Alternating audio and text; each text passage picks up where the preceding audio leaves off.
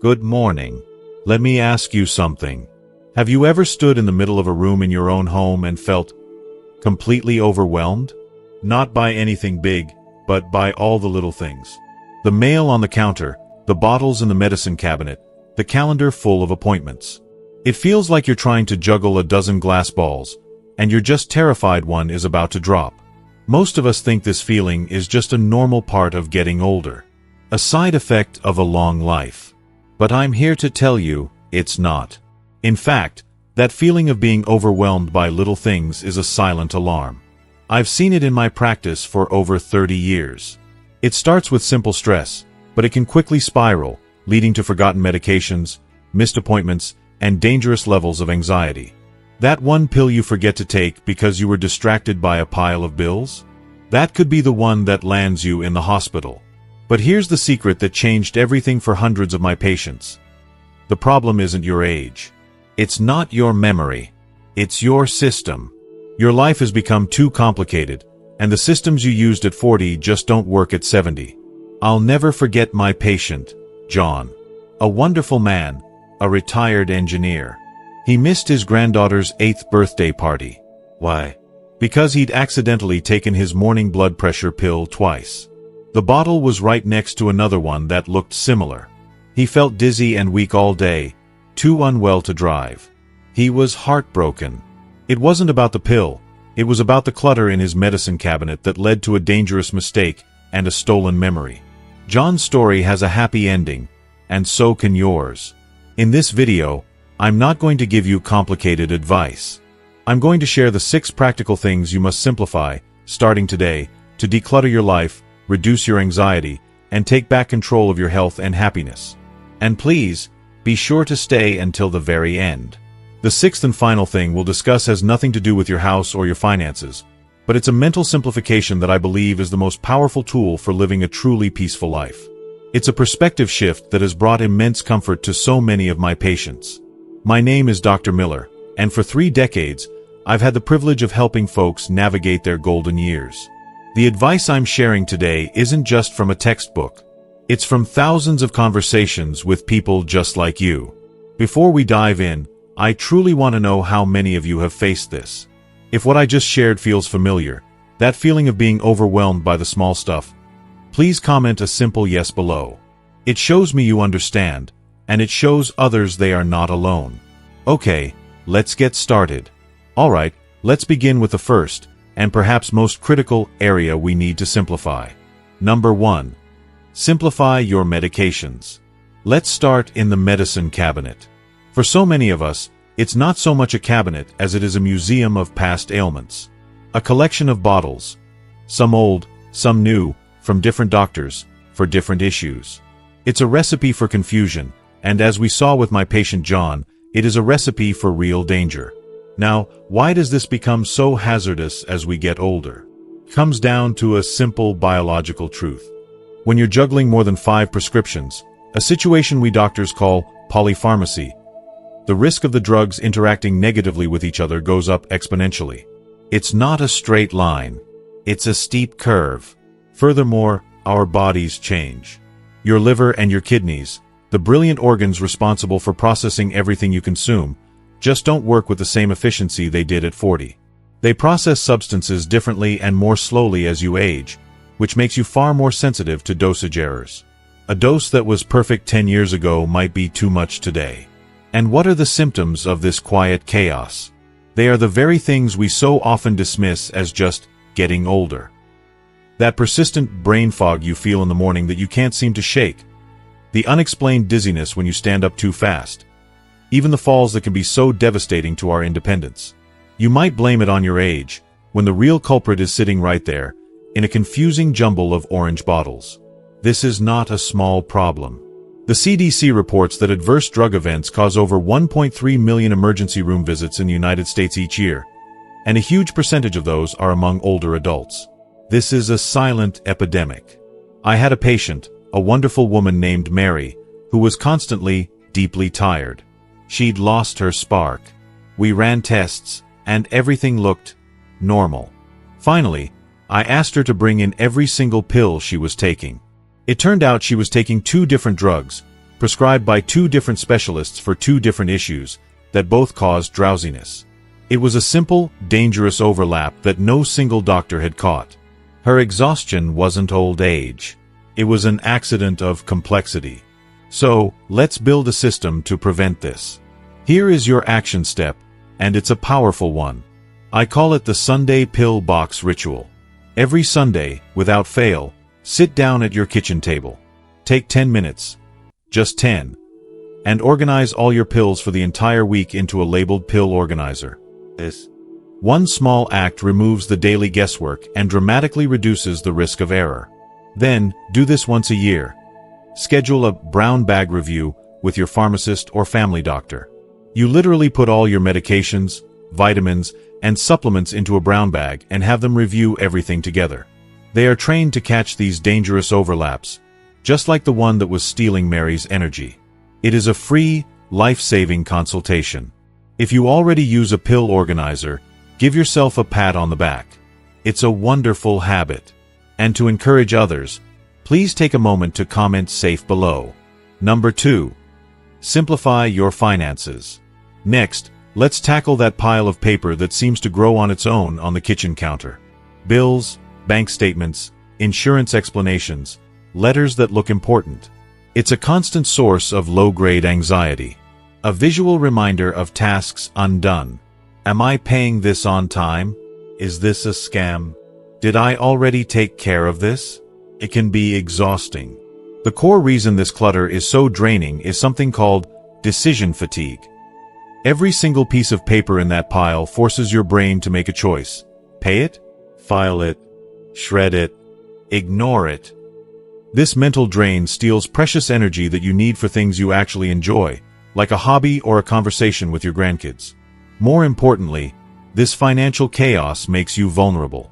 When you're overwhelmed, it's easy to miss a red flag on a statement or fall for a scam that looks like a legitimate bill. A clear system is your best defense. The symptoms of this are incredibly common. Have you ever felt that little knot of dread in your stomach when you walk to the mailbox?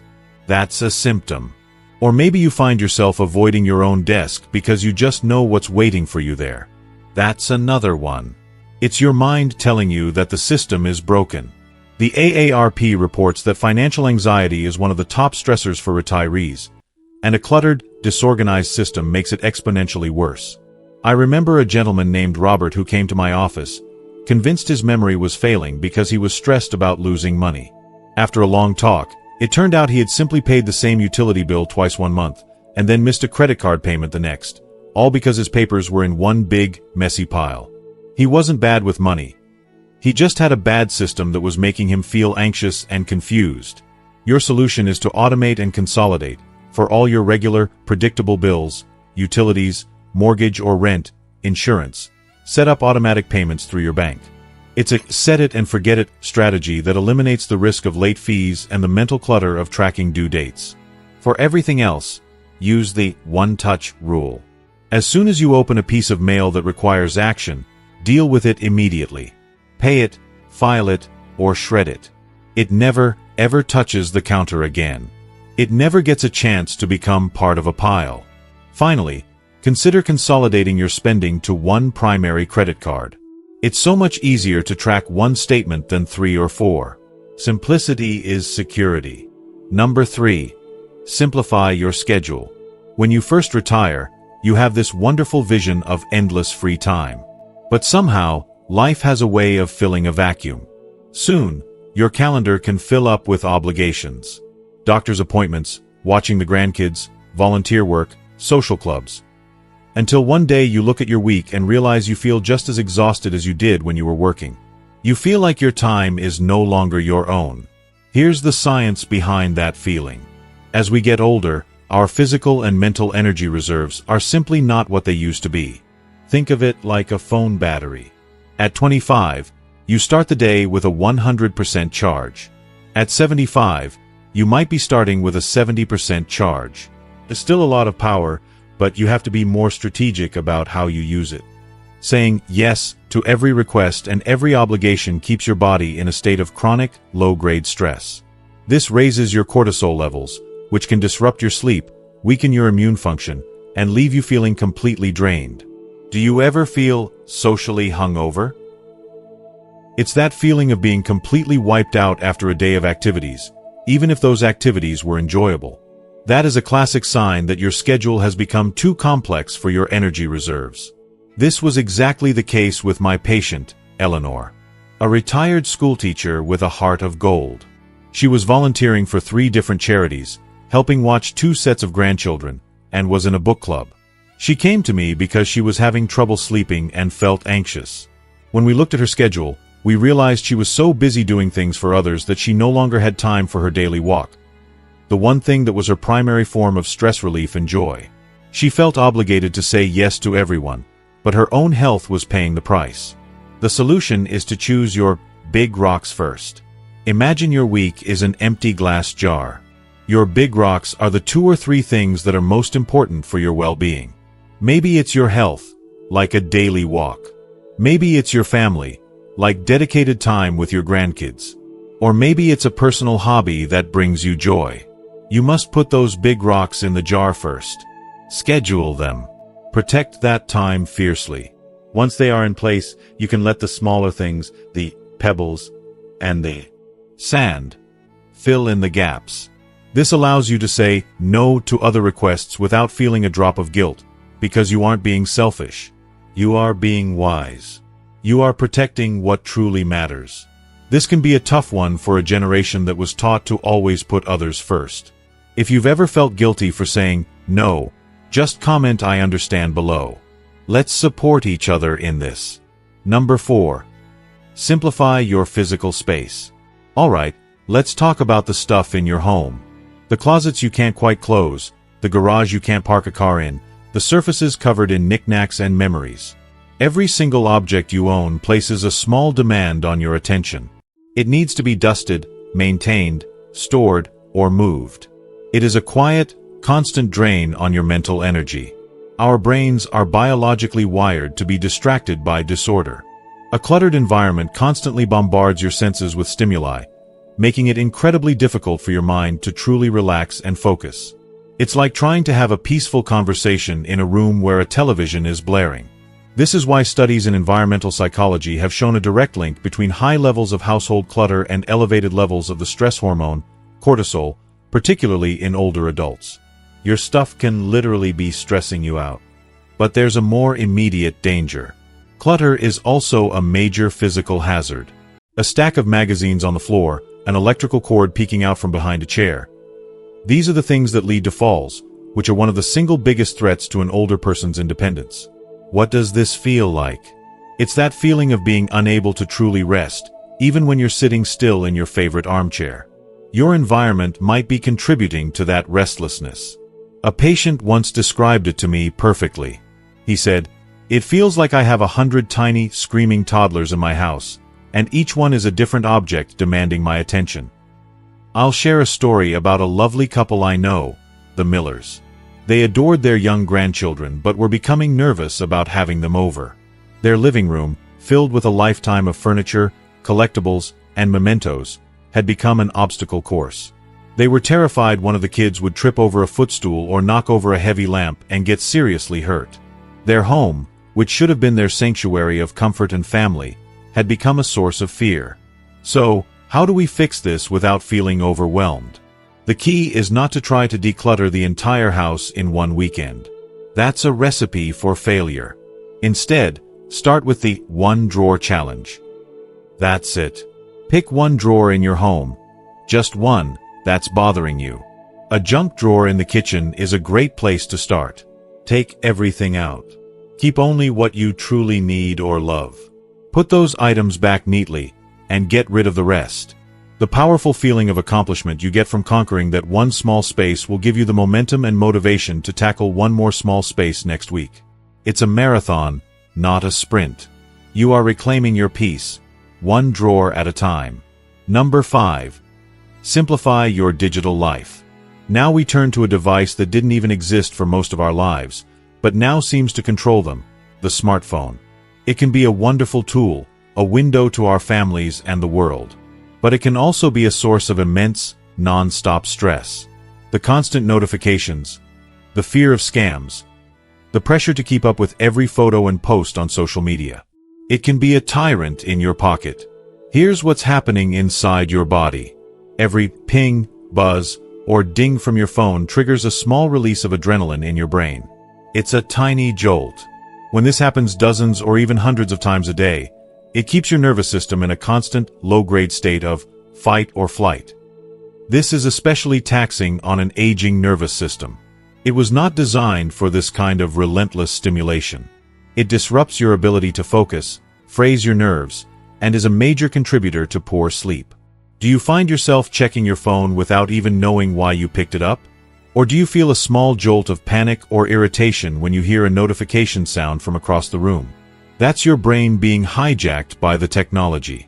It has been trained to react instantly to that sound.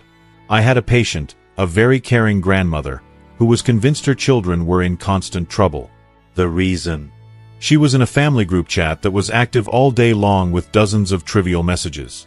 But for her, every single buzz of her phone signaled a potential crisis. Her heart would race. She was living in a state of manufactured anxiety, created entirely by a device meant to bring her closer to her family. The solution is to reclaim your peace by performing a digital sunset.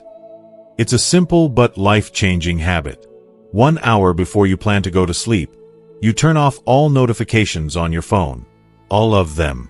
Even better, put the phone in another room to charge overnight. Your bedroom should be a sanctuary for sleep, not a communication hub. Your brain needs that hour of quiet to wind down and prepare for restorative rest. During the day, take 5 minutes to go through your phone and delete any apps you haven't used in the last 3 months. Fewer apps mean fewer notifications and fewer distractions. You are the boss of your phone, not the other way around. Wow. Who knew a little phone could do that to our nerves? If this was a surprise to you, take a moment and comment wow below. Number 6. Simplify your worries. And finally, we arrive at the most important space we need to simplify. It's not in your medicine cabinet or on your kitchen counter. It's the space between your ears. We spend so much of our precious time worrying about our health, about our children and grandchildren, about the future, about things we did in the past. It is the heaviest, most burdensome clutter of all. From a biological standpoint, worrying is your brain's attempt to solve problems. It's a survival mechanism. But often, especially as we get older and the what-ifs seem to grow larger, we get stuck in a loop. We replay the same fears over and over again without ever moving toward a solution. This mental rumination, as it's called, is profoundly exhausting. It doesn't solve anything. It's like spinning your wheels in the mud. It creates a lot of noise and smoke and burns a lot of fuel, but you don't go anywhere. The classic symptom, of course, is lying awake at 3 a.m. with your mind racing, unable to shut it off. But it's also that more subtle feeling of not being able to enjoy a beautiful sunset or a good meal, because your mind is stuck on a what-if scenario that has nothing to do with the present moment. Worry is a thief that steals the joy from today. This is a story I have seen play out 1,000 times in my practice. A patient worries endlessly about a potential health problem they read about online. They lose sleep, and their appetite suffers. The stress itself actually starts to make them feel physically ill. Their bodies ache, and they get headaches. But the moment they finally come in, see the doctor, and get a clear answer, whether the news is good or bad, a huge weight is lifted. It was the uncertainty, the endless, looping worry, that was causing the most suffering. So here is the mental shift I promised you at the beginning. It's a simple technique, and it is incredibly powerful. It's called scheduling worry time. You designate 15 minutes every single day, maybe at 4 p.m., as your official, scheduled time to worry. If a worry pops into your head at 10 in the morning, you acknowledge it and tell yourself, "Thank you for the reminder, brain. That's an important thought, and I will give it my full attention at 4 p.m. When your worry time arrives, you sit down with a pen and paper and write out everything that's on your mind. You'll be amazed. You'll find that many of the morning's worries have already vanished or seem much smaller. For the ones that remain, you can now focus your energy on one small, actionable step you can take. By doing this, you are containing the worry. You are putting a fence around it, so it doesn't get to run wild and trample over your entire day. You are taking back control of your own mind. And so, we come to the end of our time together today. Do you remember John from the beginning of our talk? The wonderful man who missed his granddaughter's birthday party because of a simple, tragic medication mix-up? Today, John has his Sunday pill box ritual. His medicine cabinet is clean and organized. His bills are on autopay, so the paper clutter is gone. He told me last month, with a clarity in his eyes I hadn't seen in years, that for the first time in a long, long time, his mind feels quiet. He's not just surviving anymore, he's thriving. He made it to his granddaughter's 9th birthday, and he told me with a proud smile that he was the one leading the happy birthday song loud and clear. The lesson in John's story is so simple, yet so profound. Simplifying your life isn't about giving up or getting rid of things you love. It's about making space. Space for peace, space for joy, and space for the people and the moments that truly matter. It is the ultimate act of taking back control. As we wrap up, we've explored 6 critical areas that can truly transform our golden years. But knowledge is only powerful when we put it into action. So now, I have one important question for you. What is the one commitment you are making to yourself after watching this video? It could be as simple as, I will tackle one drawer this week. Or maybe, I will set up one auto payment. Or perhaps, I will schedule my first worry time tomorrow afternoon. Please share your personal commitment in the comments below. Declaring it makes it real. And reading each other's promises inspires all of us to take that first, crucial step. And if you found real value and inspiration in our time together today, show your support by giving this video a like. It truly helps this message reach others who might be feeling overwhelmed and alone. To ensure you continue on this journey with us and never miss another video full of practical wisdom, hit that subscribe button. It's more than just subscribing. It's joining a community of friends, all dedicated to navigating these years with grace and strength together. Finally, think of just one person in your life who needs to hear this message today, and please share it with them. It might be the kindest, most helpful thing you do all day. Thank you for letting me be a small part of your journey. Stay healthy, stay wise, and I'll see you in the next video.